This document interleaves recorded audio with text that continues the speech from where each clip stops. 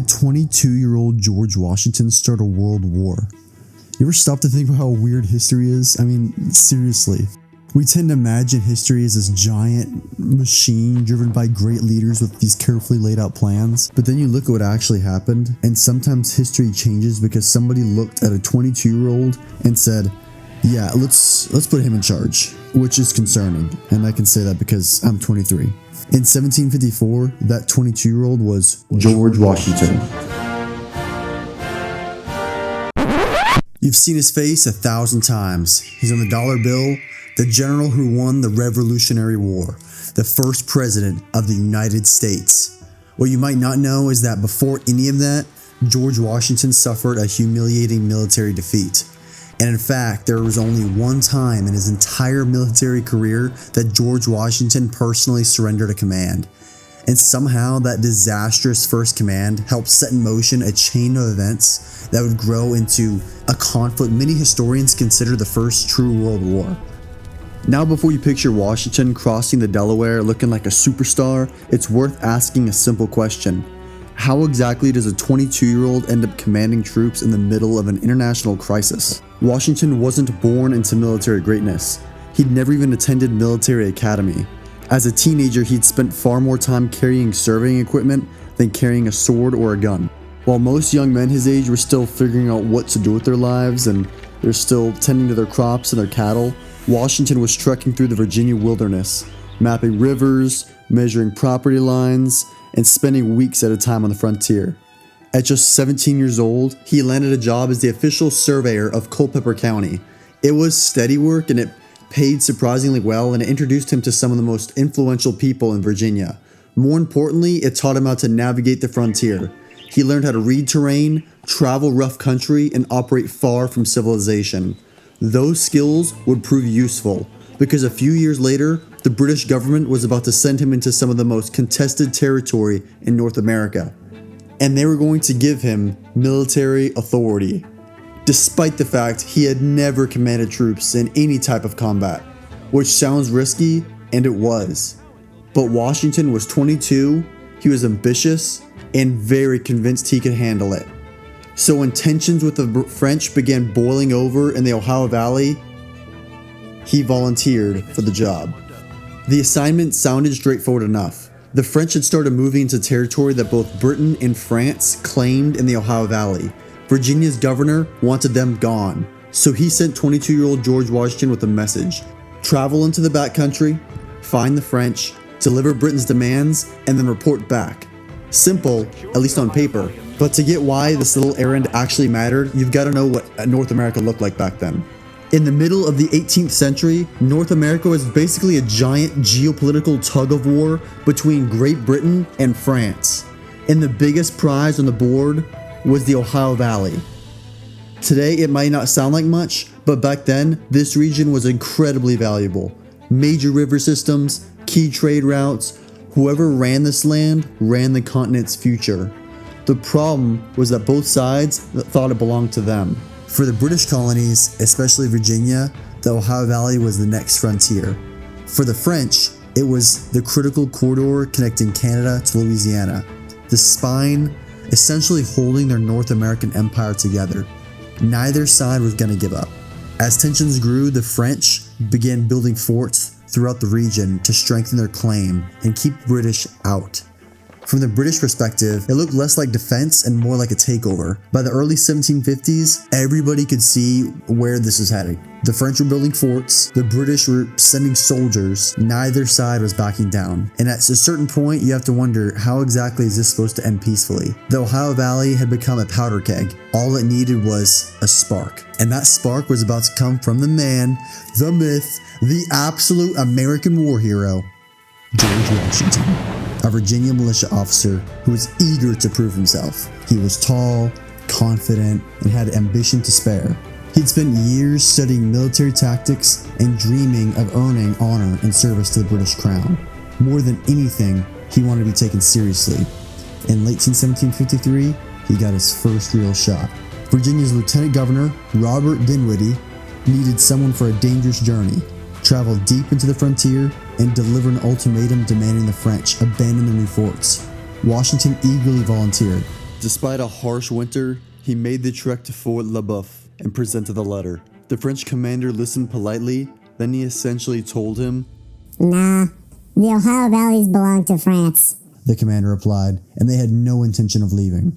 In that sense, Washington's mission was a complete failure. The French weren't backing down. But their trip had an unexpected consequence. Washington's detailed report on French troop strength, fortifications, and activity on the frontier made him something of a minor celebrity back in Virginia, and even in London. For the first time, people were paying attention to him. The problem was that his report confirmed essentially what a lot of people were starting to suspect. The French and the British had reached a dead end. Diplomacy wasn't going to solve anything. And Governor Dinwiddie came to a simple conclusion, which is if the French wouldn't leave peacefully, they'd have to be forced out. And he chose someone for that job, and that was the same young officer who had just returned from the backcountry. The man who just failed the diplomatic mission, promoted now to lieutenant colonel with soldiers to command. In the spring of 1754, Washington was sent back to the Ohio frontier, this time leading a small force of colonial troops. His orders were to reinforce a British fort being built at the forks of the Ohio, modern-day Pittsburgh. There was a problem though. He was too late. A much larger French force had already seized the site and built their own impressive stronghold, Fort Duquesne. Washington pressed on, pushing deeper into the backcountry and making camp in a clearing called the Great Meadows. There he got word that a French party was camped in a nearby ravine, and he believed they were scouting his position. Whether that was true or not remains a huge debate between a lot of historians, but from his perspective, the decision was clear. Strike first. He allied with a local Seneca chief, Tennecourson, also known as the Half King, who deeply distrusted the French. On the rainy night of May 27th, Washington led about 40 soldiers on an all-night march through the pitch-black forest. At sunrise on May 28th, Washington's force surrounded the encampment at what is now known as Jumonville Glen. Who fired the first shot still remains a huge mystery, one of the biggest mysteries in the world. What we do know is that a gunfire suddenly erupted through the trees. The fight was very short, it was brutal, and very chaotic. In less than 15 minutes, the surprise column had been overwhelmed. Several were killed, others wounded. Their commander, Ensign Jumonville, captured alive. And now the story gets a lot more complicated, because now the French would later insist that Jumonville wasn't leading a military reconnaissance mission at all. According to their version of the events, he was carrying a diplomatic message and had come to negotiate, not to fight. Whether that was true, again, is still debated, but it gets even better because as Washington questions the wounded commander, Tennecourson reportedly stepped forward. According to several accounts, he declared, "Thou art not dead yet, my father," before striking Jumonville with a tomahawk and killing him. Moments later, his warriors attacked other wounded men nearby. What had begun as a military skirmish was now being described by the French as a massacre.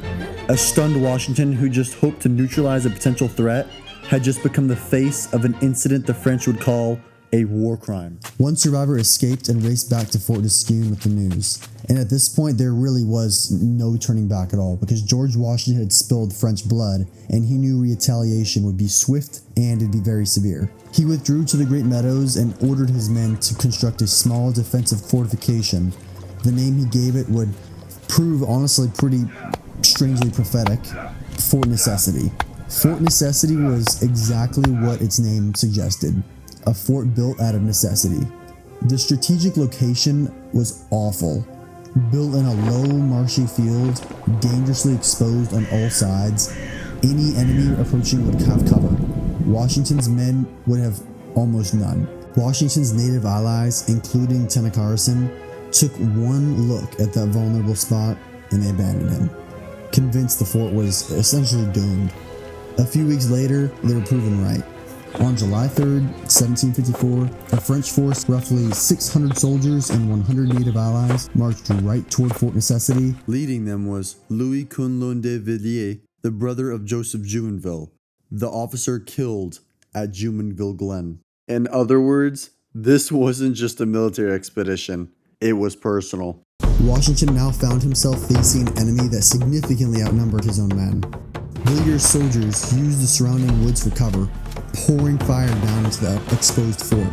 Then the weather turned. A torrential downpour swept the battlefield. The fort's trenches filled with water and blood, soaking the Virginians' gunpowder and making it useless. Mud covered everything. Visibility was essentially zero. Hour after hour, the attackers hammered the fort while Washington's position got worse by the minute. By nightfall, nearly a third of his men were dead or wounded. The outcome was obvious. He was out of options. He did the unthinkable and gave up the fort, the only time in his entire military career he'd ever lay down arms. But the humiliation was not over yet. The besiegers presented him with surrender articles written entirely in French, a language Washington couldn't read well. In the dim light, relying on a translator whose grasp of French was questionable at best, Washington signed the document. He didn't realize that one of its articles used the term les assassins to describe the killing of Jumonville. By signing, he had handed the French a massive propaganda victory, a signed document they could use to frame the British as aggressors and murderers. Whether that word was intentionally mistranslated or if it was just simply misunderstood is still a controversial topic in history, but what isn't debated at all is the damage that it caused, because the battle at Fort Necessity was over, but the consequences were only beginning. The forests of Pennsylvania were getting quiet, but soon much of the world would not be. News of the Jumonville affair and Washington's embarrassing defeat spread fast. France was wasting no time at all using the surrender document as a propaganda weapon, pointing to Washington's own signature as evidence that the British had carried out an assassination. The whole time that's going on, the British saw the entire situation as proof of French aggression and expansionism. Both sides were furious. What had started as a firefight in a muddy backcountry clearing was now an international incident involving two of the most powerful empires on Earth. But world wars don't happen, quick. They don't happen overnight. Over the next 2 years, Britain and France poured more and more soldiers and more money into North America. Forts reinforced, armies got bigger, they grew. The conflict that had been a local frontier dispute was becoming a lot bigger. Then in 1756, Britain and France formally declared war.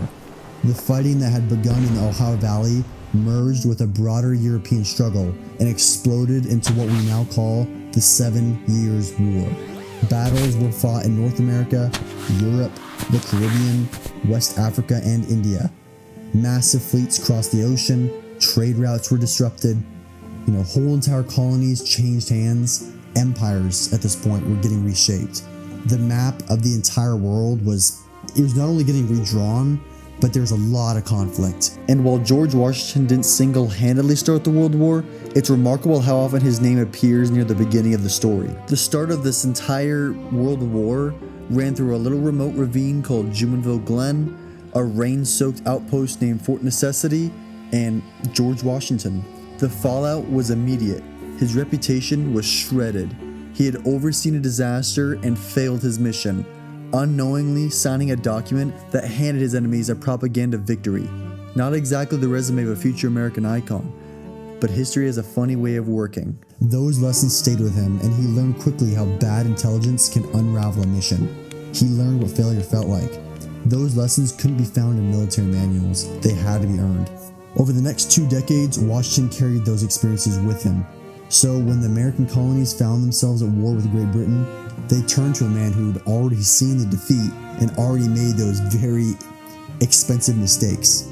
The Washington who crossed the Delaware, commanded the Continental Army, and became America's first president wasn't born at Yorktown. He was forged. He was forged in places like Jumonville Glen and Fort Necessity. And that's what makes the story just so fascinating.